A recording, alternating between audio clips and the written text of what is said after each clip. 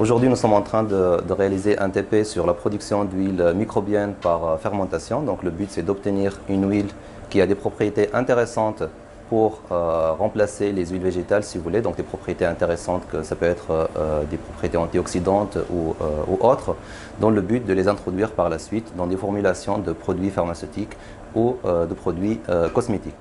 La manipulation commence par un milieu gélosé. Donc nous avons ici un milieu gélosé qui contient donc des levures oléagineuses qu'on a préparées au préalable.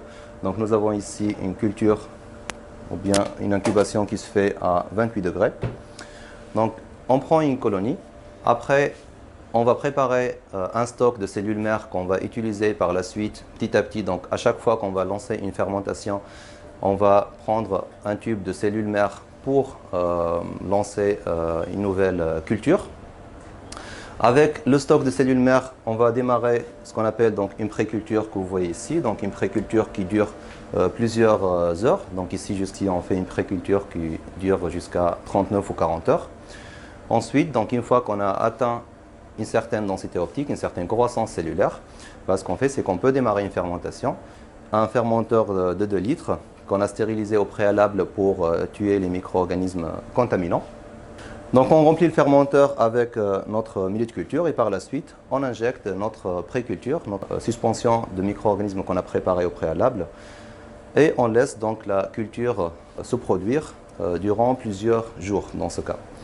Donc ici, on a un système qui est complètement automatisé. Donc on a des sondes de température, de pH, d'oxygène qui permettent d'avoir des conditions qui sont stables durant la fermentation.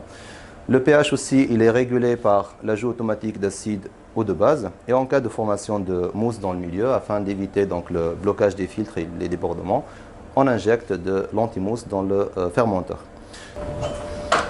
À travers cet investissement pédagogique, nous formons les ingénieurs chimistes de demain sur ces thématiques en abordant des thèmes de la chimie verte qui incluent la synthèse de molécules par voie biologique plutôt que de les obtenir par voie chimique.